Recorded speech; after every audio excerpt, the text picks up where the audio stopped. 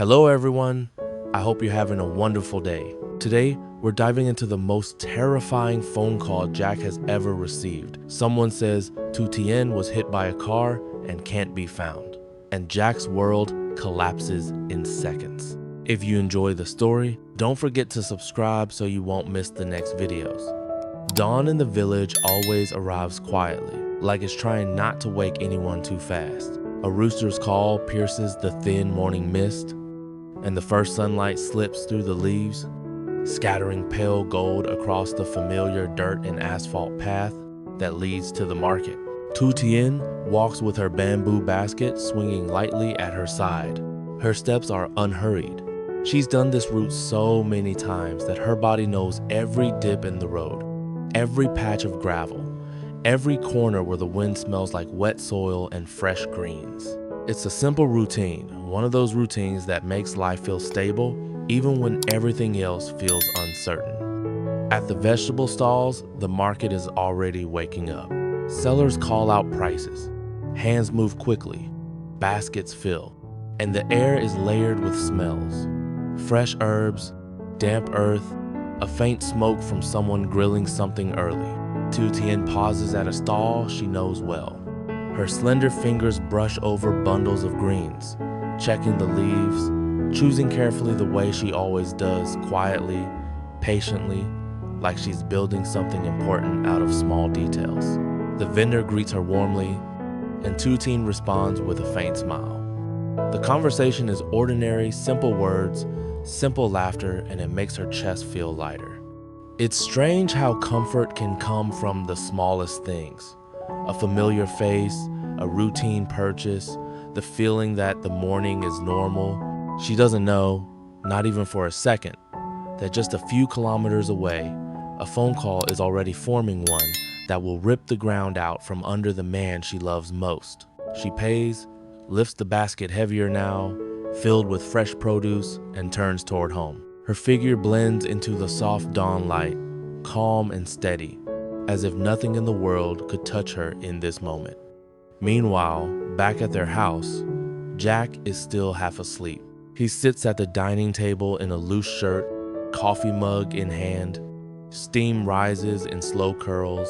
Morning light pours through the window and cuts clean lines across his face, sharp features. A man used to control, a CEO used to deciding outcomes. He looks like someone who can handle pressure because he's been trained to. His phone vibrates. Jack glances at the screen and answers without thinking too hard. Voice still thick with sleep. Hello? For a beat, there's only breathing on the line. Then, a stranger speaks urgent, disorganized, the kind of voice that makes your body tense before your mind catches up. Are you the husband of Tu Tien? The stranger asks. Jack's brow tightens. Yes. What is it? The next words hit like a blade straight into the center of his chest. She's been hit by a car right now. We haven't found her yet. Jack doesn't move at first. His brain stalls, refusing to process what his ears just heard. The coffee mug slips from his fingers like his body forgot how to hold weight. It crashes to the floor and shatters. Coffee spreads across the tiles in a dark stain that looks too much like blood. Jack's heart begins to pound violently. His breath shortens. The room suddenly feels smaller, colder, as if the walls have shifted inward. What? What happened? He stammers. Where is she? Where are you? The stranger's voice remains frantic. We don't know. People said she was here and then she wasn't. We're looking. Who are you? Jack snaps, panic rising into his throat, but the line cuts out. Dead. Jack stares at the dark screen like it's mocking him. The silence after the call feels louder than the call itself. The broken mug on the floor, the spilled coffee, none of it matters. Nothing matters except the image forming in his head, uninvited and unbearable. Tu Tien on the road, the basket tipped, her body still, her eyes closed. No, Jack whispers. No. He stands too fast. The chair scrapes. His legs feel both weak and electric, like fear has replaced blood in his veins. He grabs his keys, grabs his phone again as if holding it tighter might bring the call back. He runs. The house door swings open and cold morning air slaps his face. It doesn't wake him. It doesn't calm him. It only makes the terror sharper. He stumbles toward his car, hands trembling as he fumbles the keys. The engine starts, and the sound feels wrong, too normal for something this horrifying. He pulls out fast, tires biting the road, and the village path that used to feel familiar now feels like a tunnel into something unknown. Jack dials Tu Tien's number. Ring. No answer. He calls again. Ring. Still nothing. He calls a third time, and it goes to voicemail. Her recorded voice plays soft, familiar, and it twists a knife inside him. Jack hangs up and calls again anyway, because doing something feels better than doing nothing. His mind floods with images he can't control. Twisted metal, blood on pavement, Tu Tien's hair soaked, her hand reaching for him and not finding him. He tries to swallow the vision, but fear is an ocean now, swallowing rational thought whole. He drives faster. At an intersection ahead, red and blue lights swirl in the misplaced vehicles, flashing like open wounds against the gray morning. Jack brakes hard and pulls over. A young officer approaches, face serious. "Are you the husband?" the officer asks. Jack nods, throat too dry for words. His eyes are bloodshot already, and his hands won't stop shaking. "We received the report," the officer says. "Get in. We're searching the area." Jack doesn't question anything. He climbs into the police car, and the door shuts with a heavy sound that feels like fate closing around him. They drive into thicker fog. Headlights sweep across roadside bushes, tree trunks, empty stretches of road. The officer speaks into the radio in a flat procedural tone, calling out coordinates, requesting updates. Jack barely hears the words. All he hears is his own heartbeat, loud and brutal, like war drums inside his ribs. Every few seconds, he looks out the window as if his eyes can force reality to change. The police car slows, stops, then moves again, checking shadows, scanning ditches, turning down narrow lanes. Each pause is torture. Hope rises with each stop, and horror follows right behind it. Because what if they find her? And what if she's Jack's hands clench until his fingernails bite into his palms? He welcomes the sting because it keeps him from floating away. His breathing turns ragged. Tears blur the world, and he wipes them away angrily, as if crying wastes time. "Please," he whispers to no one. "Please be okay. I'm begging you." A light rain begins to fall, cold droplets tapping the windshield like invisible fingers. The sky darkens slightly, and Jack feels like the world itself is joining his fear. The officer beside him glances over and tries to steady his voice. "We're doing everything we can," he says. Jack nods, but the comfort doesn't land. He doesn't want comfort. He wants her alive. The car turns onto a stretch of road lined with bushes. The headlights cut across wet leaves, making everything gleam like black glass. Jack's eyes widen, scanning the roadside. Then the beam catches something, a shape, motionless. Lying close to the edge of the road, Jack's whole body jolts forward. "Stop," he chokes out. "Stop. Stop the car." The police car brakes hard. The world freezes in that 1 second rain. Lights, breath, suspended on the edge of truth. Jack's hand slams against the door handle. His heart feels like it has stopped and started at the same time. His mind screams one prayer over and over.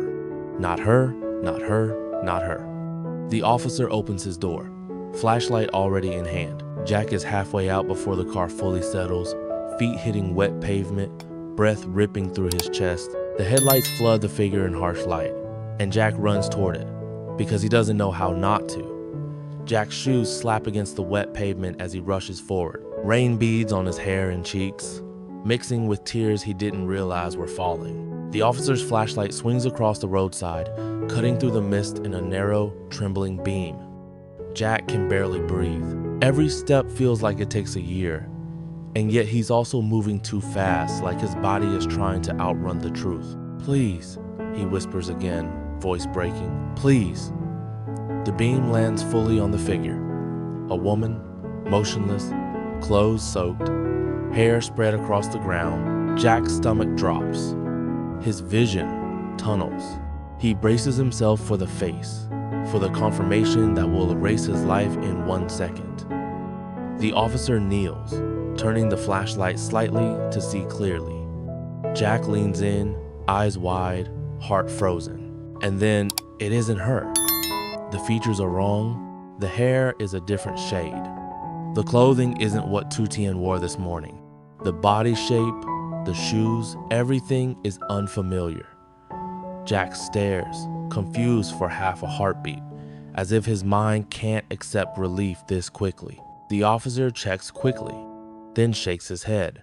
"Wrong person," he says quietly.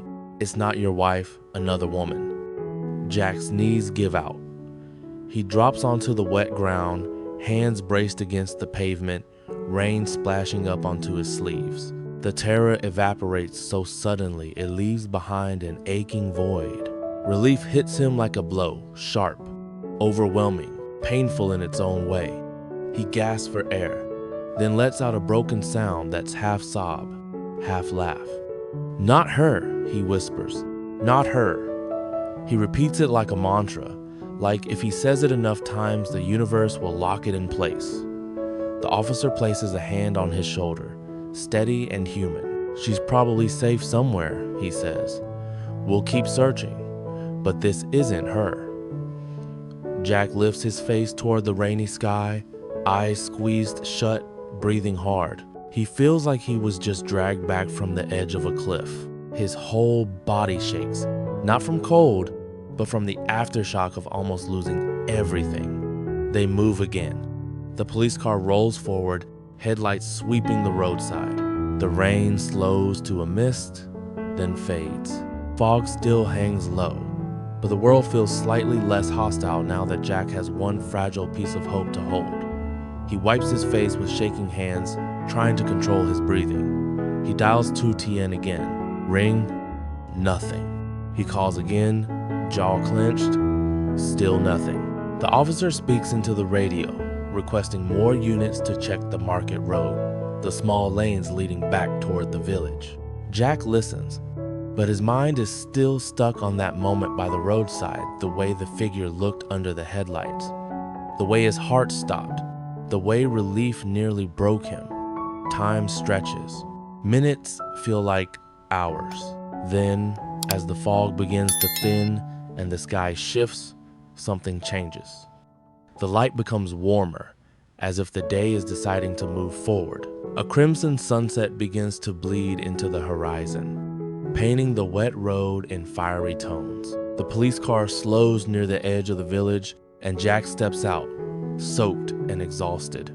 His eyes are red-rimmed, but there's a different light in them now, hope, trembling but alive. And then he sees it, a silhouette down the road, a familiar walk, a bamboo basket swinging gently at the side. Jack's breath catches so hard it hurts. "Tu Tien," he whispers. The figure gets closer, and the last doubt in his mind collapses. It's her. She's walking home slowly, face puzzled, not panicked, just confused by the police lights and her husband standing in the road like a man who's been through war. She speeds up, concern on her face. "Jack? What's wrong?" she calls. "Why are you here?" Jack doesn't answer. He moves. He crosses the space between them in 3 long strides and wraps his arms around her so tightly, it's as if letting go would mean losing her forever. His face buries into her hair, and he inhales deeply the scent he knows by heart. Fresh vegetables, morning air, the smell of life itself. Tu Tien freezes, shocked. Then she feels his body trembling, and her arms rise automatically to hold him back. The hug is sudden, fierce, desperate. She can feel his heartbeat slamming against her chest. "Jack, what happened?" she whispers, voice shaking now. Jack can't speak at first. His throat is tight, His eyes burn. He just holds her, breathing her in like she's oxygen. I thought I lost you. He finally chokes out against her ear. I thought you were gone. Tu Tien's eyes widen. Her hand moves up his back, stroking slowly, trying to calm the tremor in him. I'm here, she whispers. I'm right here. The road around them is quiet now. The rain has stopped. The sunset turns the wet pavement into gold and red. The village feels distant. In this moment, the world has shrunk to two people holding each other like proof of survival. Jack pulls back just enough to look at her face. His eyes are red and wet, but alive. He touches her cheek as if confirming she's real. Tu Tien swallows hard. What are you talking about? I just went to the market, she says. My phone, it ran out of battery. I didn't know. Jack's eyes squeeze shut for a second, and a laugh escapes him, broken and raw mixed with a sob. The sound is ugly, honest. The sound of a man whose heart has been crushed and returned in the same day. He holds her again, gentler now, but still refusing to let go too quickly. I'm sorry, he whispers. I'm sorry I scared you. I couldn't breathe. Tu Tien rests her forehead against his. Her eyes shine with emotion. You love me that much? She asks, voice small. Jack nods. More than my life, he says simply. For a long moment, they stand there beneath the fading crimson sky, basket swinging lightly at Tu Tien's side, police lights dimming in the background. No grand speeches, no dramatic vows shouted to the world. Just two people who have touched the edge of loss and returned holding tighter than before. Finally, Jack releases her enough to guide her gently toward home, one hand still gripping hers as if his body refuses to risk distance again. And as they walk, Jack keeps glancing at her like he's memorizing her all over, because after today, he knows the most terrifying thing in the world is not a boardroom failure. It's the thought of coming home and not finding her there. At dawn, Tu Tien enjoys an ordinary market trip, unaware a terrifying rumor is about to reach her husband. Back home, CEO Jack answers a frantic call, claiming Tu Tien was hit by a car and can't be found. The shock makes him drop his coffee mug, and panic consumes him as he races out, repeatedly calling her phone with no answer. Police join the search, sweeping foggy village roads as rain begins to fall. Jack's mind spirals into horrific images, and every roadside stop feels like life or death. When headlights reveal a motionless woman, Jack runs to her in terror only to learn it isn't Tu Tien. Relief hits him so hard he collapses, sobbing with gratitude. As the rain clears and sunset ignites the road, Jack finally sees Tu Tien walking home with her basket, her phone dead. He rushes into her arms, shaking, confessing he thought he'd lost her. They return home holding hands, love deepened by the near nightmare.